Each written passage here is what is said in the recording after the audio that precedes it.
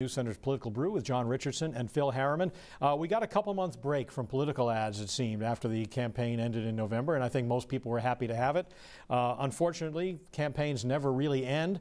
We learned this week that Senator Susan Collins has brought in the most money of her political career after the Brett Kavanaugh vote last fall, $1.8 million for the final quarter of 2018. And individual donors gave almost $900,000, most of that from out of state, but wherever it comes from, a lot of it Maine, a lot of it out of state. It seems as though, John, her vote was good politics for her. It was good politics outside the state of Maine. I think that's where she's gaining and will gain most of her monies that she raises for the next election.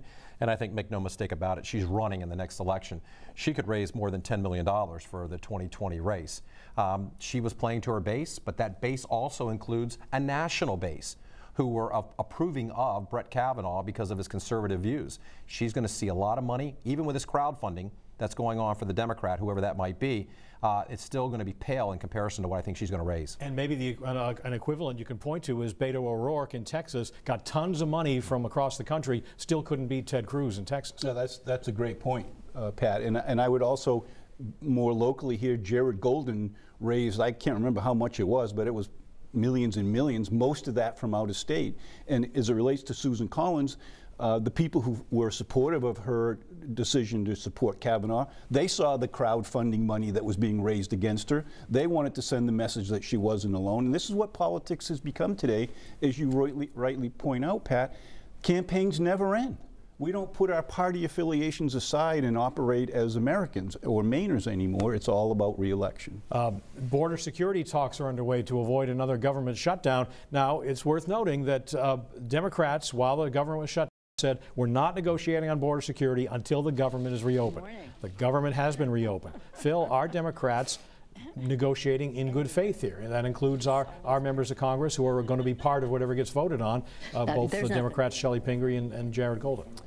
The answer is no. When you have the Speaker of the House, the leader of the Democrat Party in Congress, basically saying in no uncertain terms, the committee that was appointed after the government was reopened to work on the border security will not have funding for a wall. And it brings me to two places. In Nancy Pelosi's own words, in her recent history, she's talked about funding for a wall. There's 800 miles of wall already built. Does she want to take that down?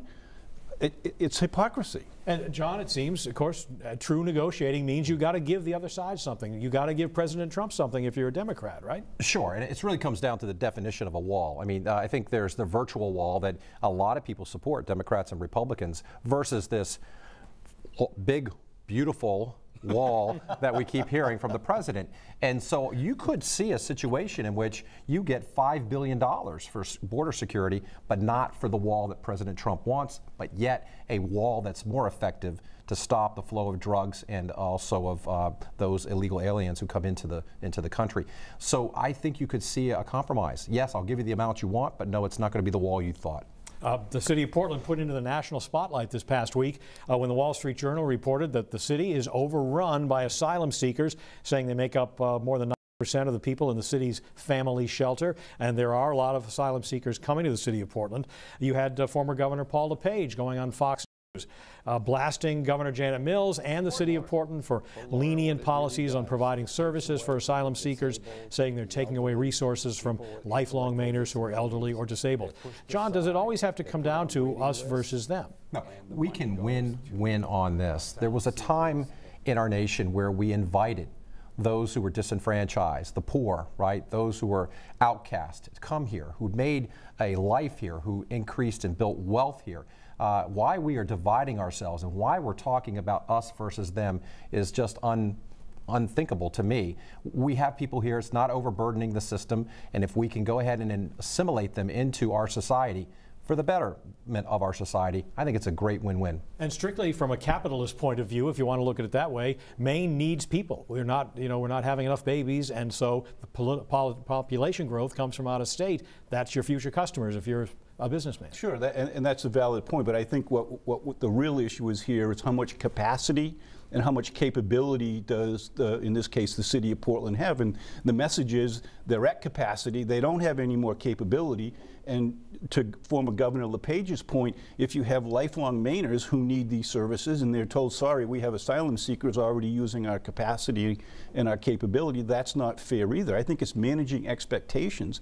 Asylum seekers are coming here because the message is this is a welcoming place, there's room for you to come, and I think they need to now send the message, gee folks, we're doing our best, we can't take on more. But I would say that the asylum seekers are coming to Portland because they've been invited, but also because the state went ahead and cut funding. And so Portland picked up the tab and has really, it ought to be Portland's decision, not Paul LePage, not the state of Maine. If the city of Portland wants to do this, they should be able to do so. All right, winners and losers in politics this week, Phil? Well, the losers, in my opinion, this week are the congressional leaders in Washington who are basically saying, no wall, no way, I don't care what's in the bill, I'm not going to vote for a wall. That's not open-minded negotiation. The winners this week are the New England Patriots. There's no question the pride that they have brought to New England, the economic engine that they are throughout the region, is a winner. That's for sure. Jersey sales alone. John? It is, and go Pats. But I would say this week it's Jared Golden is the winner, the political winner, and the reason for it is he put a bill in that said, you know what? If we shut government down, Congress shouldn't be paid either. And I think that's something that people will understand. The rank and file, the people that live out in his district will definitely understand it. The loser of the week, I think, is President Trump again. Roger Stone, a 30-year associate, is arrested. His Foreign Affairs Committee, Intelligence Committee members, all at odds with the president. The shutdown, this just has not been a good week or two for the president. All right, gentlemen, thanks very much. Enjoy the game tonight. That's too. Political Brew for now. We'll see you next time. News Center's back after this.